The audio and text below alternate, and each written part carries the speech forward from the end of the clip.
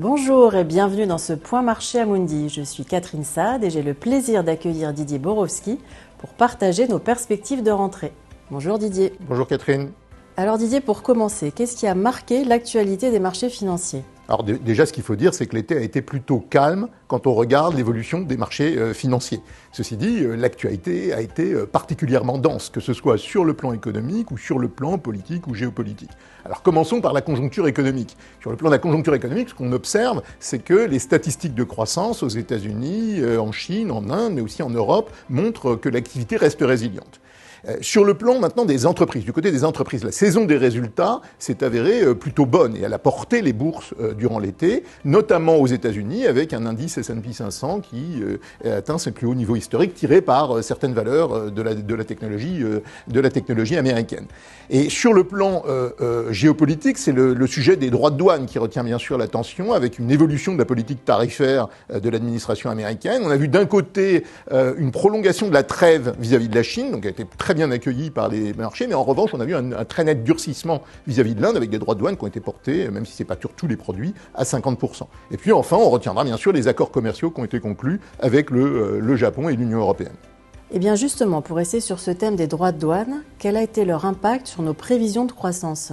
Alors les droits de douane agrégés, quand on les regarde, ressortent un peu plus élevés que ce qu'on attendait au début de l'été, mais ça n'a pas radicalement changé nos prévisions de croissance. Alors, un mot sur les États-Unis, les droits de douane vont soit générer de l'inflation, soit un pincement des marges, soit probablement les deux. L'activité pour l'instant est particulièrement résiliente quand on regarde l'activité économique, mais de notre point de vue, la consommation va ralentir dans les mois et les trimestres qui viennent, du fait d'un peu plus d'inflation, mais aussi du ralentissement du marché du travail qui a commencé. Du côté de l'Europe, l'accord commercial qui a été conclu se traduit par des droits de douane qui ont été fixés à 15%. Ça vient s'ajouter à l'appréciation de l'euro qu'on a observée depuis le début de l'année. Donc il y a mécaniquement une perte de compétitivité du côté des exportations à destination des États-Unis. Donc ça va peser sur le commerce de la zone euro dans la deuxième partie de l'année. On a des enquêtes qui, dans l'ensemble, montrent que l'activité reste assez molle. Et en définitive, ce à quoi on s'attend l'année prochaine, c'est une légère réaccélération de la croissance européenne portée par une normalisation du côté de l'investissement qui devrait être soutenu par l'assouplissement de la politique monétaire européenne qu'on attend, mais aussi une normalisation du côté du comportement de consommation des ménages. Et quid de l'impact de ces récentes hausses tarifaires sur l'inflation et la politique des banques centrales ? Alors aux États-Unis, Jérôme Powell, à la fin du mois d'août, à Jackson Hole, a très clairement fait passer le message qu'il était plus préoccupé par l'évolution de l'activité économique et du marché du travail que par celle de l'inflation. Et parce que les anticipations d'inflation sont bien ancrées et qu'une dérive sur les prix à court terme serait temporaire et ferait mécaniquement baisser davantage la consommation. C'est ça l'idée. Donc en d'autres termes, une dégradation supplémentaire du marché du travail, ça ferait baisser les taux d'intérêt. Du côté de la zone euro, on pense absolument pas qu'on aura davantage d'inflation. Bien au contraire, la désinflation, elle s'est poursuivie à des rythmes différents selon les pays, et de notre point de vue, elle va se poursuivre. Il y a plusieurs facteurs qui sont désinflationnistes, l'évolution des prix de l'énergie, mais aussi le fait qu'on a une croissance qui est assez molle, un euro qui s'est apprécié, et on a aussi un autre des facteurs à prendre en considération, c'est les importations en provenance de Chine peuvent être aussi une source de désinflation, si bien qu'on anticipe que la BCE peut toujours baisser ses taux d'intérêt. Passons maintenant du côté des marchés émergents. Quelles sont nos perspectives macroéconomiques ?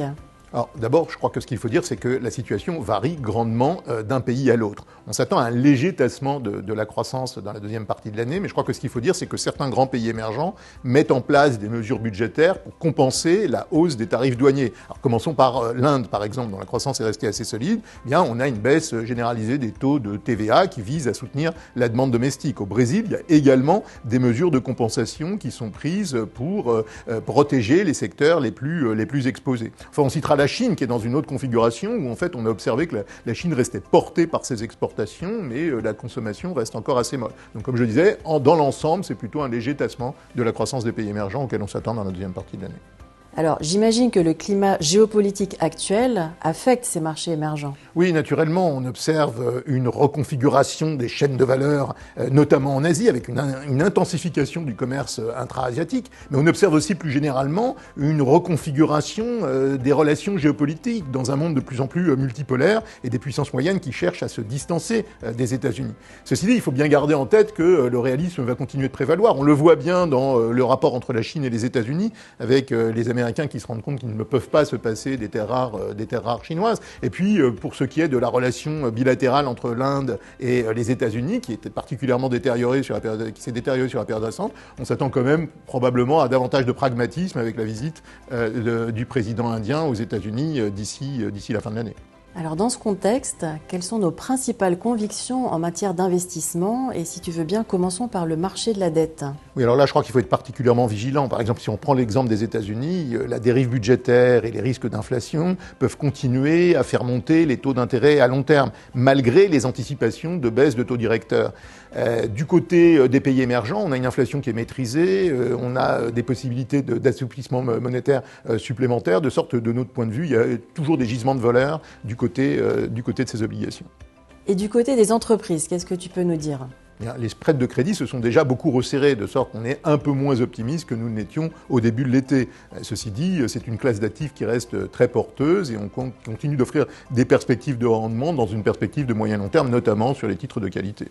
Et du côté des actions?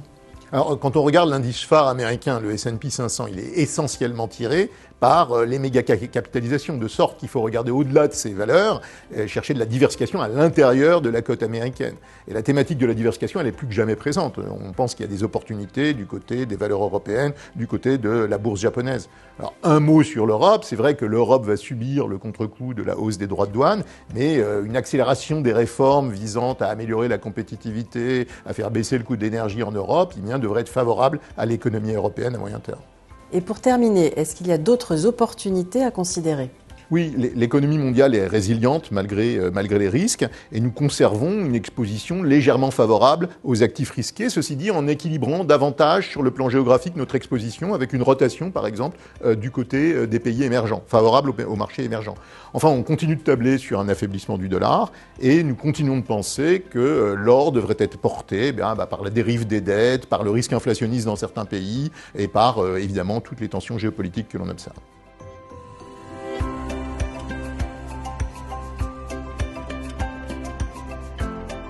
Merci beaucoup Didier d'avoir partagé avec nous ces éléments d'analyse. Eh bien, merci Catherine pour cet entretien.